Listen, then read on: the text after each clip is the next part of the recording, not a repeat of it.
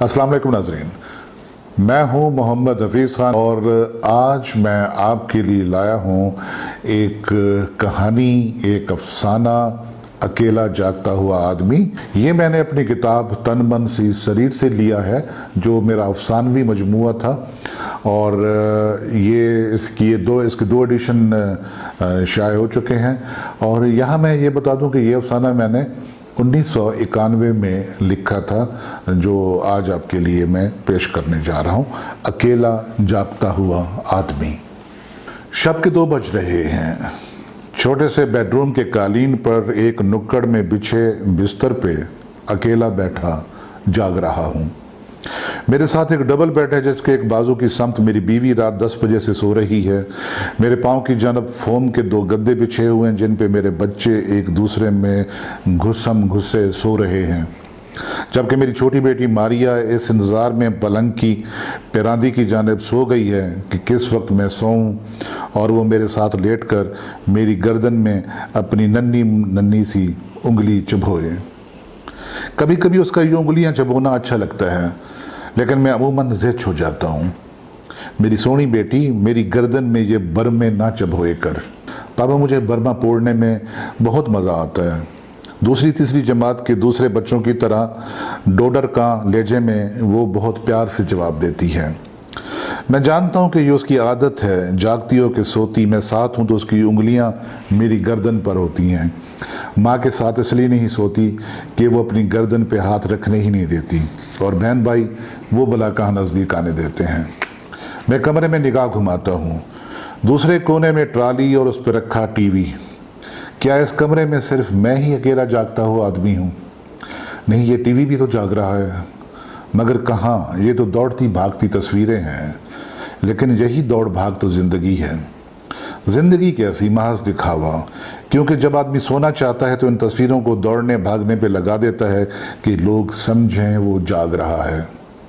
ये जागना आखिर होता क्या है? जागना होता है, ये क्या बात हुई?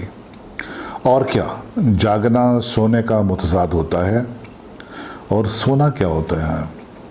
क्या अहमकाना गुफ्तगू है। अब ये भी बताना होगा कि आंखें बंद करके नींद करने को सोना कहते हैं और आंखें खोल के बैठने को जागना। क्या आंखें बंद करके जागना और खोल के सोना मुमकिन नहीं? शायद पागल इस तरह करते होंगे। पागल क्यों? तुम क्यों नहीं? मैं? जी तुम। भला ये तो बताओ, क्या तुम इस वक्त जाग रहे हो? बिल्कुल। माफ़ी चाहता हूँ जनाब, सिर्फ आंखें फाड़े बैठे हैं। क्या मैं सिर्फ आंखें? जी हाँ, ठीक कहा, मैं सिर्फ दीदे फाड़े बैठा हूँ। कहीं से भी नहीं लगता कि मैं जाग रहा हूँ। मैं भी सो रहा हूँ कि जैसे सारे सो रहे हैं, बल्कि मैं तो कभी जागा ही नहीं।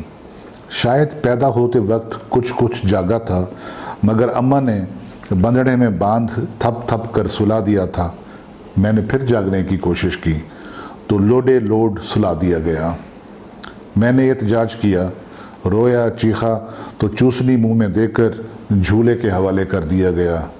फिर आंखें खोलने की कोशिश की तो थापड़े, लोडे और डरावे। सो जा बेटा सो जा, रात की माँ आ जाएगी। वात फाड़ी आई खड़ी है, वो देखो भब्बू दौड़ता चला आता है। छोटी सी रूह अंदर तक कांप जाती। मैं खौफ से सहम जाता, आंखें ज़ोर से बंद करके अध सोया सा। नींद समंदर के थपेड़े और अतराफ में रात की माँ, वात फाड़ी और भब्बुओं की झुम्मर। मुझे जागने क्यों नहीं दिया जाता? इस बच्चे ने तो मेरी जान अजाब कर दी है। सोता ही नहीं, कहता है 24 घंटे आकाश बेल की तरह छाती को चिमट कर बस खून चूसता रहूं, चाहे और कुछ हो ना हो।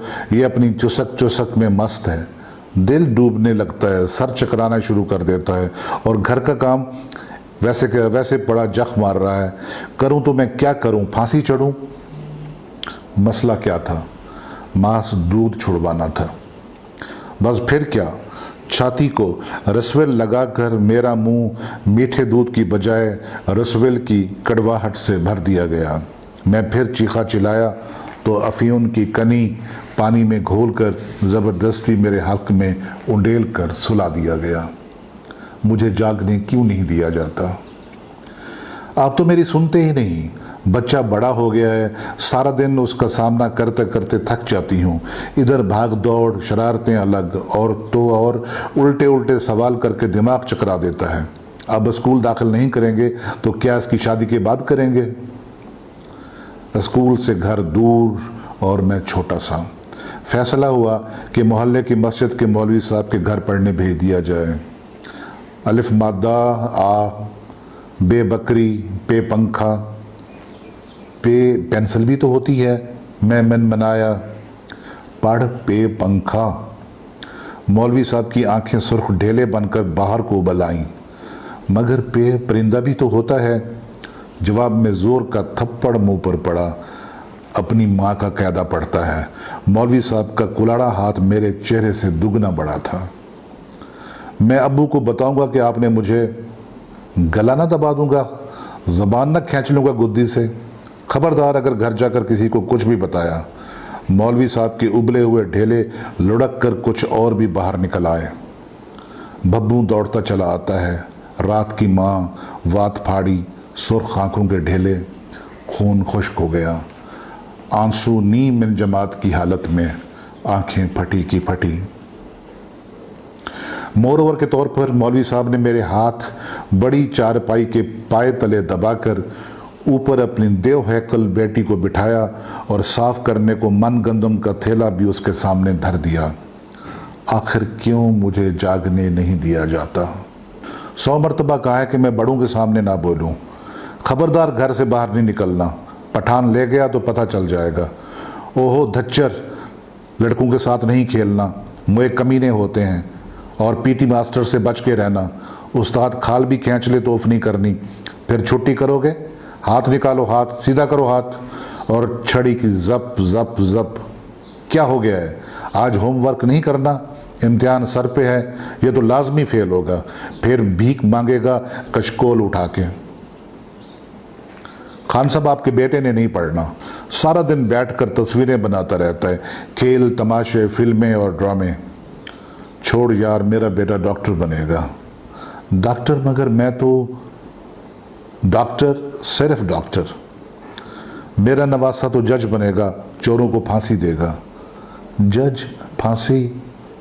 मगर मैं तो रात की माँ, वात फाड़ी, झुम्मरी झुम्मर, कड़वी रसविल, अफीम की कनी पकड़ कर इसके हल्क में उड़ेल दो और फिर नींद ही नींद।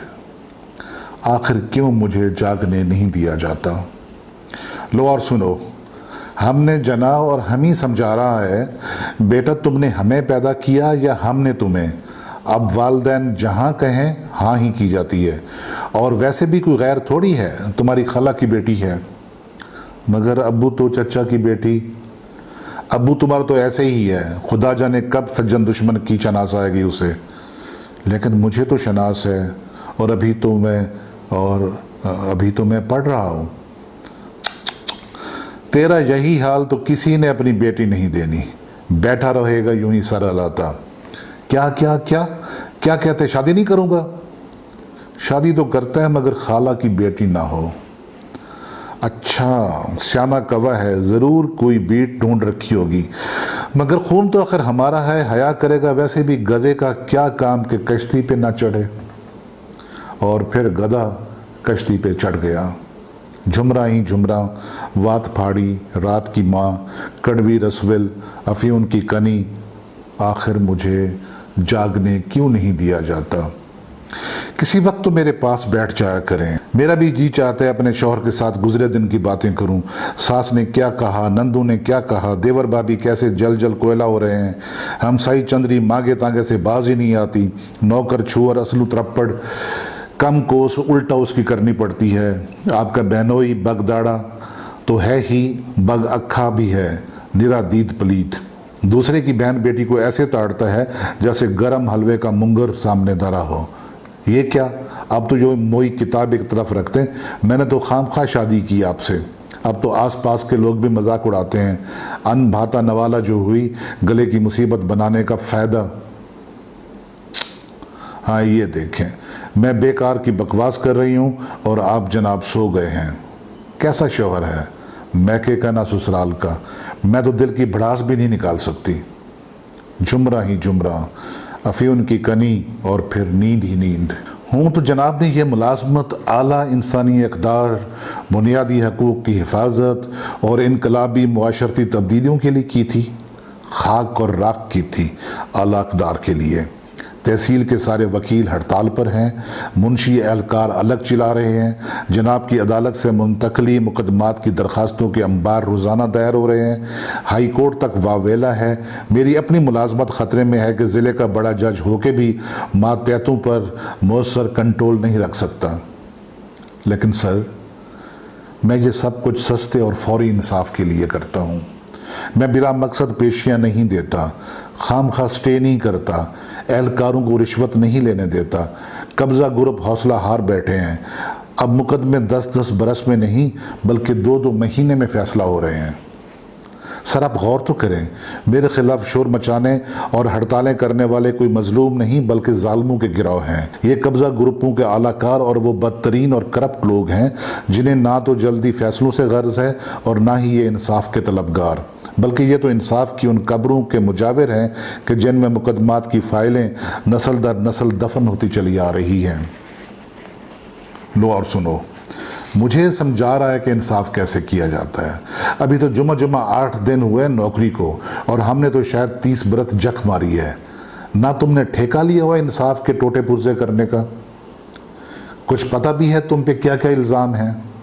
पहला इल्ज़ाम तो ये है कि तू वो करप्ट जज है जो रिश्वत हड़प करने के लिए किसी ज़ाब्ते, कायदे और कानून की परवाह नहीं करता। वकला को रिलीफ तो क्या देना, उनकी दलील भी नहीं सुनता। ज़मानत लेता है न स्टे देता है। आखिर वकीलों ने भूखा तो नहीं मरना। ना तेरे जैसे जज को कम से कम मैं तो बर्दाश्त नहीं कर सकता। बात कराएं जी मेरी ऊपर, बनाएं इसको OST ताकि जनाब फुर्सत से बैठकर इनकलाबी मुआशरती तब्दीलियों के बारे में अच्छी तरह गौर फरमा सकें। कड़वी रसविल, अफीन की कनी, झुमरा ही झुमरा, नींद ही नींद। बस अब्बा जी ये देखें, हाथ बांधे खड़े हैं, सल्यूट करते हैं आपकी ईमानदारी को, असूल परस्ती को, इंसाफ पसंदी को। बहुत वाह वाह है आपकी शहर में। रेलगाड़ी आपका नाम का बोझ नहीं उठा सकती। नूर की शुआएं हैं आपके चेहरे मुबारक से आसमान तलक। ऊंचे मिंबर पर जो बैठे हैं, भला गर्दन झुका कर अपने घर की तरफ क्यों देखेंगे आप, जहां भूख ही भूख है, फाके ही फाके हैं। अगर इतना ही ईमानदारी का बुखार चढ़ा हुआ था तो क्यों की थी शादी, क्यों लगा दी थी बच्चों की कतार? बीवी के इलाज के लिए रुपए नहीं, बच्चों की तालीम के लिए कुछ छोड़ा नहीं, बेटों की मुलाजमत के लिए सिफारिश नहीं करनी, बेटियों की शादी के लिए जहेज़ नहीं, मगर नाम तो है इंसाफ का, परचम तो बुलंद है, खाक बुलंद है घर से बाहर इंसाफ और घर के अंदर जुल्म और नाइंसाफ़ी। हम सभी जा रहे हैं, चिल्लाते रहें आप इस घर की दीवारों पर और बैठे रहें यूं ही इंसाफ के ऊंचे मंबर पर। वो सभी घर छोड़ गए। मुझे रिटायर हुए 5 बरस हो चुके हैं। पेंशन बुक अभी तक नहीं बनी।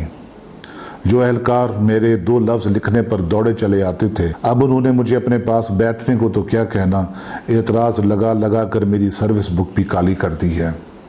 कहते हैं अपने ज़िंदा होने का सर्टिफिकेट लाओ। कोई मुझे पहचानता ही नहीं। कहते हैं क्या मैं कुर्सी पे बैठकर उन्हें पहचानता था? क्या उनके काम क्या करता था? मैं काम ही तो करता था, मगर वो जो मेरे नज़दीक जायज़ होते थे, किसको दिल का हाल सुनाऊं? कोई मेरे पास नहीं बैठता। कहते हैं क्या मैं उन्हें अपने दफ्तर में घुसने देता था? अब आप ही बताएं, मैं भला नाजायज़ सिफारिशियों को कैसे अंदर आने देता? क्या करें, अब तो कोई जगह ठिकाना ही नहीं रहा। शहर की जामा मस्जिद के ख़तीब के हुजरे में रहता हूँ।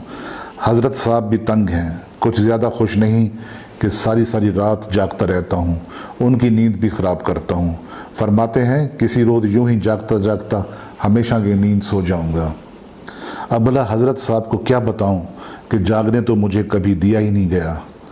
मैं तो बस आंखें फाड़े सोया रहा तमाम उम्र, और अब भी वैसे का वैसे जागने की ख्वाहिश के शराब में सो रहा हूँ। रसविल की कड़वाहट अभी तक मुंह में है और घोली हुई अफीम का चमचा लबों पे धरा है। नींद ही नींद है चारों तरफ, और मेरे सामने रात की माँ वात फाड़ी और दौड़ते हुए बबुओं की झुम्मर ही झुम्मर, रक्स ही रक्स।